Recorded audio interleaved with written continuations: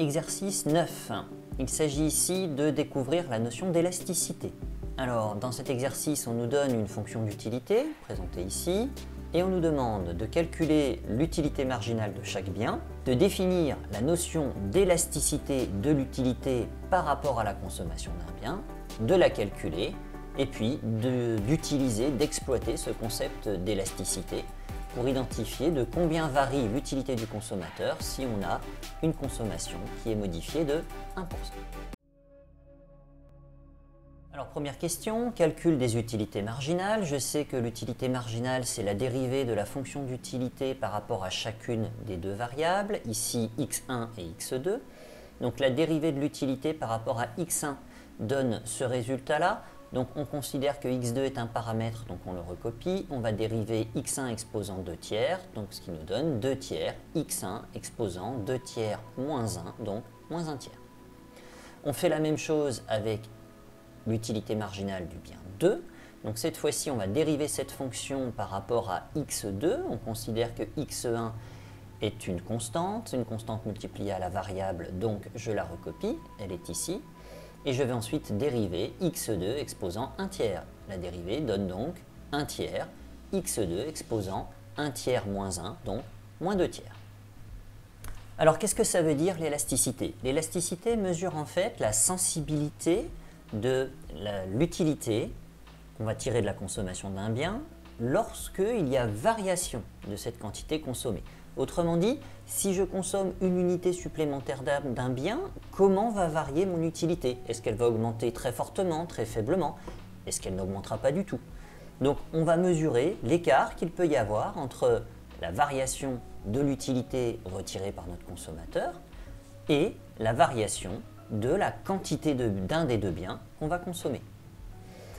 C'est donc le rapport entre une variation relative de l'utilité avec la variation relative de la quantité consommée. Dans l'exercice, qu'est-ce que ça donne? Alors, les formules de l'élasticité sont les suivantes. Il s'agit de la dérivée de l'utilité par rapport à un des deux biens. Donc ici, on calcule l'élasticité du bien 1, donc on dérivera par rapport au bien 1, multiplié par la variable étudiée, donc ici le bien 1, x1, divisé par l'utilité totale retirée par la consommation. Donc la dérivée de l'utilité par rapport à un des deux biens multipliée par x1, la variable étudiée, divisé par l'utilité totale. Si on regarde tout de suite l'équation qu'on va utiliser, la formule qu'on va utiliser pour E2, c'est-à-dire l'élasticité du bien 2, c'est la dérivée de l'utilité par rapport au bien 2, puisque cette fois-ci c'est le bien 2 qu'on est en train d'étudier, multiplié par la quantité consommée de bien 2, divisé par l'utilité totale. Donc on voit bien qu'on a deux formules qui sont à peu près symétriques. On va simplement soit étudier le bien 1, donc on fera ici une référence au bien 1, ou alors le bien 2, et on fera du coup une référence ici au bien 2. Alors qu'est-ce que ça donne? Pour mémoire, je réindique ici l'utilité totale. Donc on va dériver ça par rapport à x1.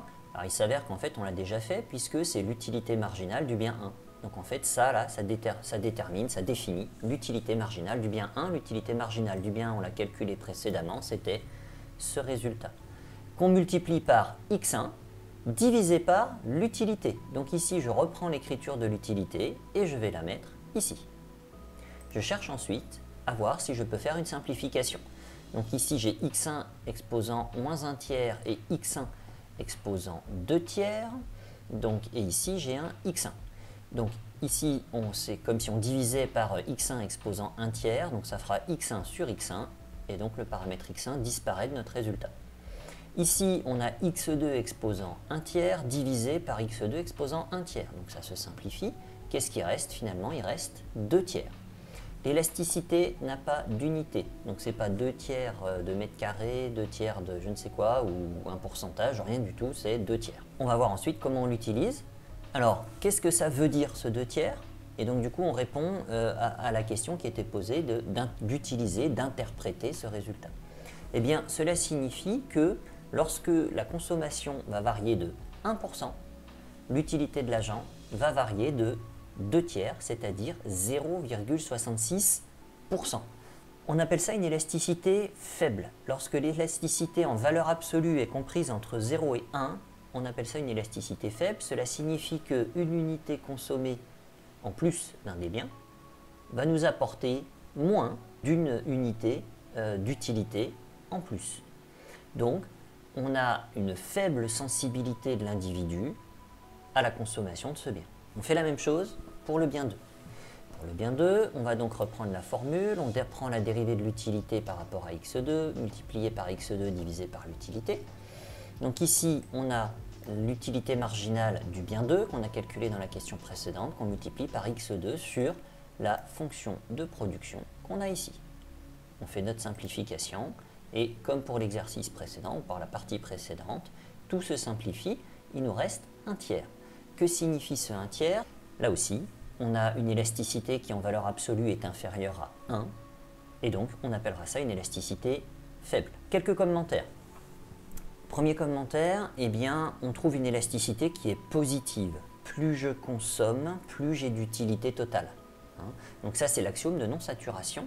Et donc, lorsque vous faites vos calculs pour cette élasticité-là, vous ne pouvez pas trouver une élasticité négative. Cela signifierait que plus vous consommez et moins vous avez d'utilité.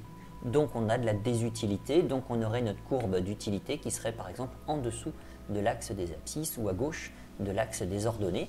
Or, à ce stade, eh bien, on a dit qu'on n'étudiait pas ce genre de situation. Donc, eh bien, pas de désutilité, et donc on a une élasticité utilité qui est forcément positive. Plus je consomme, plus j'ai d'utilité. Deuxième remarque, il n'y a pas d'unité au calcul de l'élasticité. Donc c'est 2 tiers, 1 tiers, il n'y a pas d'unité à rajouter. Troisième et dernière remarque, que signifierait une élasticité supérieure à 1? On fait les calculs et on trouve 1,5, 2, 3, etc., n'importe quoi qui est supérieur à 1. Cela signifiera que lorsqu'on augmente les quantités consommées de 1 unité, eh bien, on va augmenter l'utilité de plus d'une unité. Et donc cela signifie que notre consommateur est particulièrement sensible à la consommation de ce bien. En clair, la consommation de ce bien lui apporte une grande utilité.